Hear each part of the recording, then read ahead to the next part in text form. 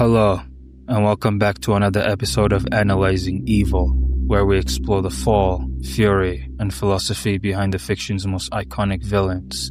Today we take a deep dive into the origin story of one of the most tragic and terrifying figures in the Transformers franchise, Megatron, once known as D16. His transformation from a humble mine worker into the ruthless leader of the Decepticons is one of pain, betrayal, vision, and wrath.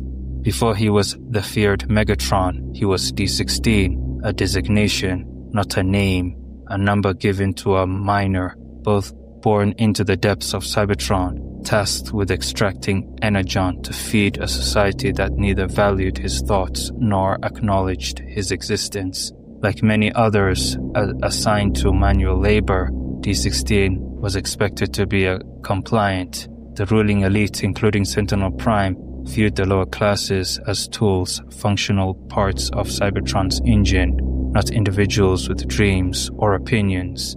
D16 was not born a tyrant, he was born into silence. He obeyed, he labored, and endured for a long time. He accepted the systemic oppression buried under the literal and metaphorical layers of Cybertron's rigid caste system. His world was limited to darkness, both in the minds, what he was allowed to perceive, until, of course, he met someone who changed everything, Orion Pax. Orion Pax, the archivist who would become Optimus Prime, wasn't just a data clerk, he was a seeker of truth.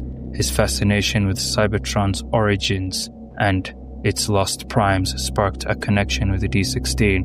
Orion's presence exposed D16 to literature, thought, and rebellion, not in the form of violence, but in the notion that one's worth wasn't defined by their function. Together they began to dream of a Cybertron not bound by hierarchy, but in society where knowledge is power and power is hoarded. Dreams are dangerous. D16 was arrested and imprisoned, framed for interfering in forbidden channels merely for asking questions that challenged the status quo. And it was in the confines of what oppression that D16's quiet obedience began to crack. While imprisoned, D16 intercepted a distress signal from one of the ancient primes, revealing a deeper conspiracy. The ruling class was giving away energon life fuel to old enemies for their own gain. The miner who once broke his hands digging for energon now saw it squandered, traded away, while his people suffered.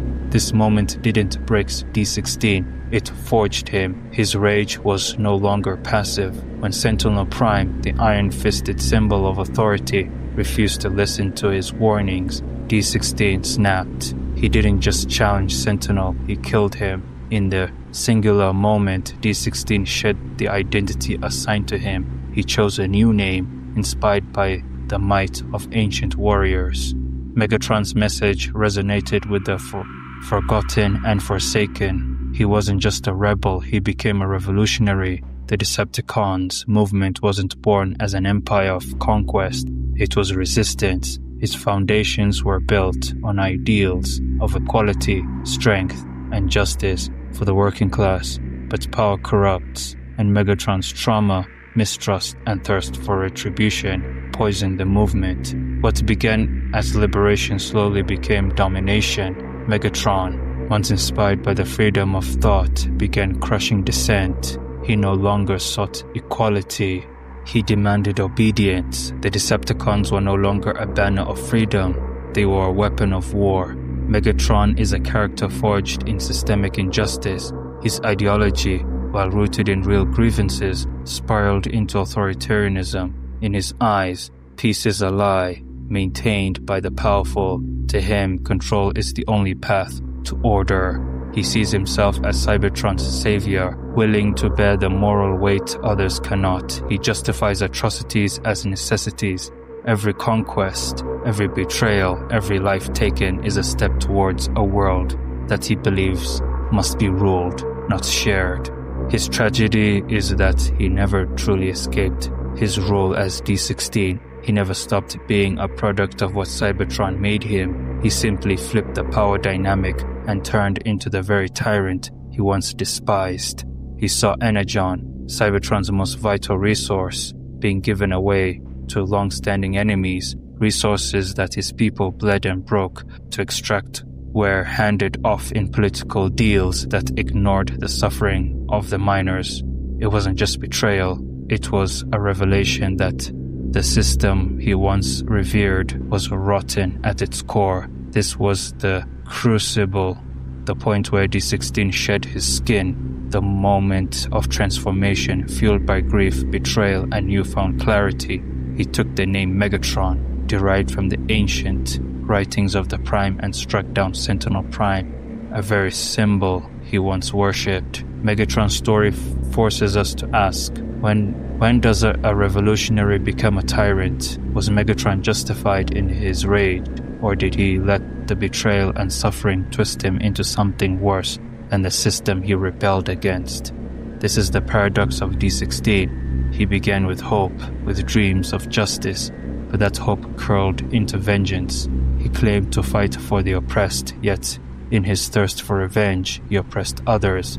Like many who feel disillusioned and cast aside, Megatron's story mirrors real-world struggles. People betrayed by the system they believed is often seek change.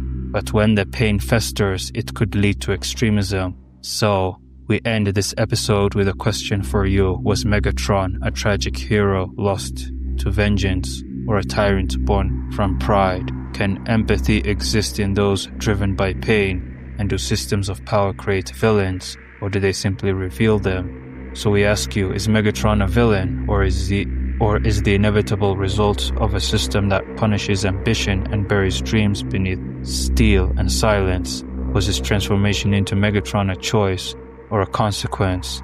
Let us know your thoughts in the comments. Was D16 always destined to become Megatron, or was he pushed beyond the edge? And could Cybertron have been saved if someone had simply listened to him sooner?